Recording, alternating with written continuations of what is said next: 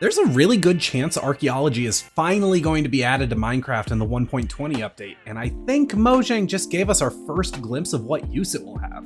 In case you've been living under a rock, a couple months back we got a tweet from this guy, the dev who's in charge of designing Archaeology for Minecraft, and he was the one who showed it off when it was originally revealed at Minecraft Live. This tweet didn't outright announce Archaeology is gonna be in 1.20, but he made some not so subtle puns that made it pretty much obvious.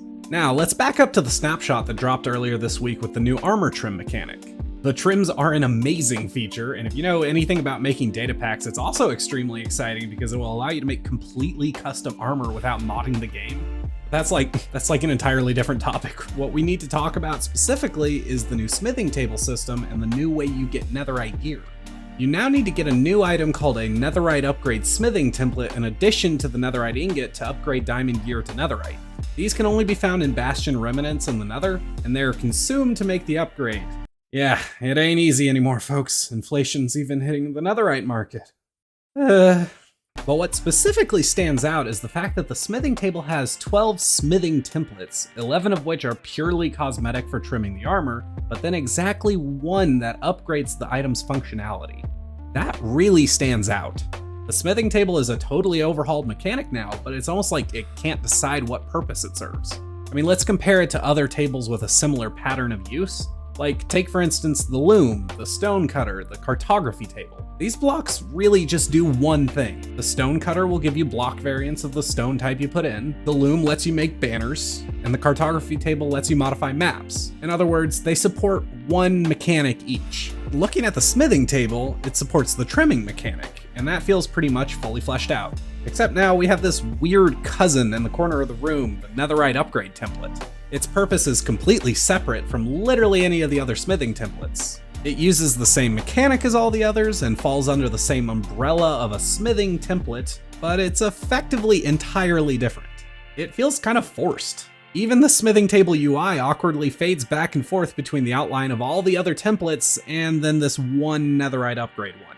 They say in the changelog they did this to make creating netherite fit better with the new smithing table system, and I'm sure that's at least part of it. But what if there's more to the story? What if Archaeology is coming out, and with it, the ability to get more of these upgrade templates? What if some of these items you can dig out of the earth is lost technology from the distant past, and you can use it to modify your gear?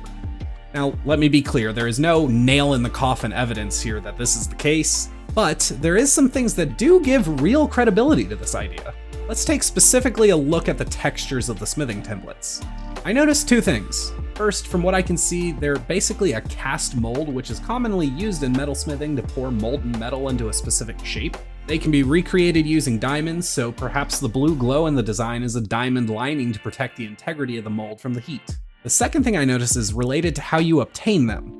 These things are old, they've been there for a long time. I mean, the shipwreck one has coral growing all over it, the jungle one has a bunch of moss growing on it, and also not to mention that many of these are found in structures we know are ancient. I mean, there's one found in the ancient city. These are relics of the past, and if you can find them in all these old places, it makes sense that you could find them in Archaeology too. And another point about the textures is the fact that the texture for the netherite upgraded template is acutely different from the others. The shape is noticeably different, and the UI of the smithing table even makes a point of showing that. It seems like it's basically a different category of templates, but one that only has a single item in that category. I mean, to be fair, it wouldn't be the first time Mojang has added something like this and didn't flesh it out. You could also just say it's made to look different because it serves a different purpose and that it's just different as a visual aid. But that still makes it stand out and kind of leaves it in a category of its own. And we also have to kind of talk about the elephant in the room that a lot of features in 1.20 so far are pretty quote-unquote archaeology adjacent. I mean, the sniffer is literally an extinct mob that digs up seeds for extinct plants, and camels are a staple for the vibe of archaeology. And now we've literally got these long-lost relics showing up in all the ancient places of the game. It's like they've been building a big puzzle with a hole in the middle that is waiting for the big archaeology piece to slot in. So let's put those pieces together and look at what we see. Minecraft just added an entirely new mechanic with these smithing templates. They established two different types of these templates, which are all clearly relics of the past, and one of those categories is suspiciously underdeveloped. All of that could be pretty easily excused, except we have really good reason to believe Archaeology is coming in 1.20, and a bunch of the other features already seem primed to connect with it. And I mean, what purpose would archaeology serve otherwise? We can get some clay pots. Cool. I found an ancient structure and I did a whole archaeology dig and I got a pot with some stick figures on it. Yay. Put that on a t-shirt.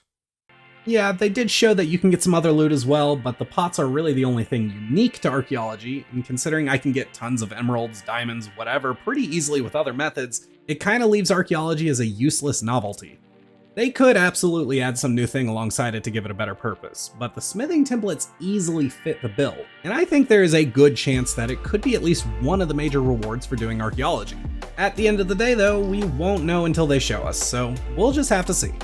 In the meantime, I have a whole story-driven survival series based around some of the coolest data packs out there, basically meaning they add new content without modding the game whatsoever. Go check it out, it's on the screen right now. Anyways, thanks for watching and I will see you next time. Bye!